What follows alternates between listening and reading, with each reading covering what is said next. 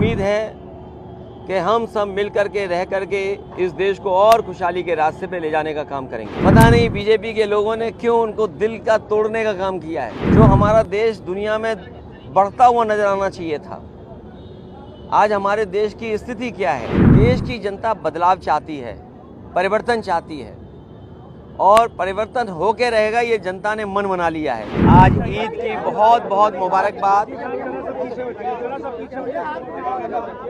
आज ईद की बहुत बहुत मुबारकबाद आपके माध्यम से पूरे देश और प्रदेश वासियों को मैं आज की ईद की मुबारकबाद देना चाहता हूँ। हमारे देश की मिली जुली संस्कृति, यहाँ हम सब मिलकर के एक दूसरे के त्योहारों को मनाते हैं। अभी कुछ दिन पहले होली का त्यौहार था, हम लोगों ने मिल कर के मनाया। आज ईद हम लोग मिल कर के मना रहे हैं।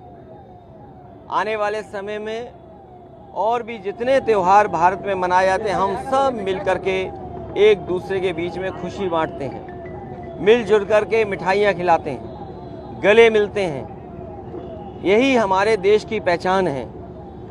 हमारे देश की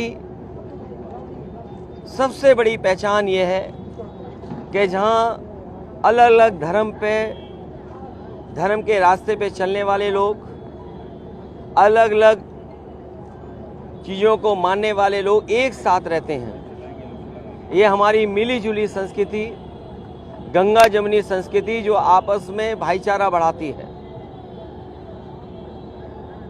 हमारी मिली जुली संस्कृति आपस में प्रेम बढ़ाती है।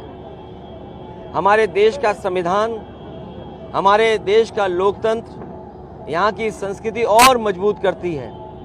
हमें उम्मीद है कि हम सब मिल करके रह करके इस देश को और खुशहाली के रास्ते पे ले जाने का काम करेंगे। सर, अभी आपसे पहले ब्रजेश पाठक जी बोल कर गए हैं, बता रहे हैं कि अल्पसंख्यक कल्याण के लिए हमारी सरकार बहुत ज़्यादा काम कर रही है। आज त्योहार के दिन कौन सरकार क्या काम कर रही है ये समय नहीं है।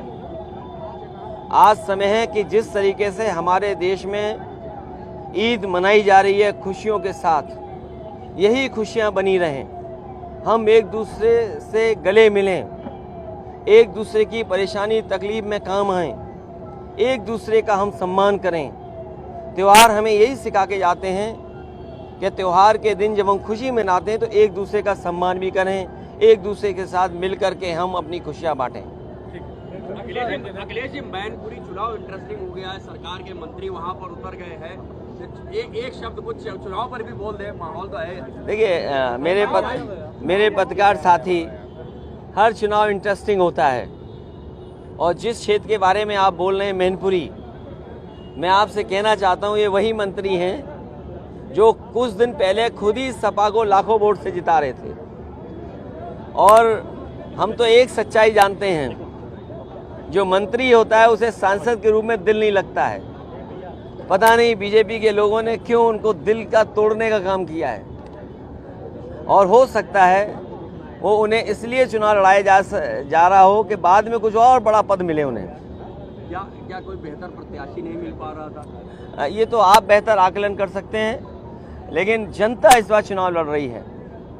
जनता जिस तरीके से देख रही है कि जो हमारा देश दुनिया में बढ़ता हुआ नजर आना चाहिए था, आज हमारे देश की स्थिति क्या है, पर कैपिटा इनकम क्या है, डॉलर के तुलना में रुपया कहाँ खड़ा है, दुनिया में कितना इन्वेस्टमेंट भारत में आ रहा है, या बेरोजगारी स्तर क्या है हमारे यहाँ कानून व्यवस्था क्या है, प्रेस को कितनी आज़ादी है, गरीबी के सूचकांक में हम कहाँ खड़े हैं, हेल्थ के पैरामीटर्स में हम कहाँ खड़े हैं। इन सभी सवालों पे इस बार जनता वोट डालने जा रही है। और साथ ही साथ जो सीमाएं हैं हमारी, वो सीमाएं क्यों सिकुड़ रही हैं। एक समय था जब रिजांगला की मेमोरियल को लेकर के हमें गर्व होता था कि हमारी फौज आखिरी गोली और आखिरी सोल्जर्स लड़ाई लड़ी जिसने और ज़मीन बचाई। वो हमारा रिजांगला भी छिन गया है। जहाँ हम त्यौहार मना रहे हैं, खुशी मना रहे हैं, वहीं हमें ये भी चिंता करनी है कि हमारा सीमाओं पर असुरक्षा बढ़ी है। आप और राहुल जी चुनावी मंचों में, रैलियों में कब साथ दिखाई देंगे? यहाँ राय साहब साथ दिख रहे हैं आपके।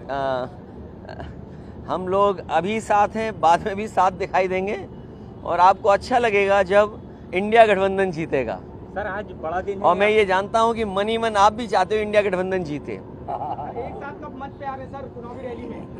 बहुत जल्दी आप देखेंगे। अभी दिल्ली में भी हम लोग एक साथ थे मंच पर, पहले भी मंच में एक साथ थे और बहुत जल्दी एक साथ मंच पे दिखाई देंगे। किन्नौर से सांसद मालूक नागर ने बीएसपी को छोड़ दिया, झटका लगा लोकसभा चुनाव से पहले समाजवादी पार्टी। देखिए, ये आना जाना चुनाव से पहले और चुनाव के बाद तक लगा रहता है, लेकिन जैसा मैंने पहले कहा, देश की जनता बदलाव चाहती है, परिवर्तन चाहती है और परिवर्तन होके रहेगा, ये जनता ने मन बना लिया है। इसलिए इंडिया गठबंधन जीतेगा। और सबसे बड़ा सवाल तो आपको पूछना चाहिए, हमारा गठबंधन इंडिया है। जो हिंदी न समझते हों, अंग्रेजी न समझते हों, उन्हें कम से कम इंडिया गठबंधन को इंडिया गठबंधन तो बोलना चाहिए।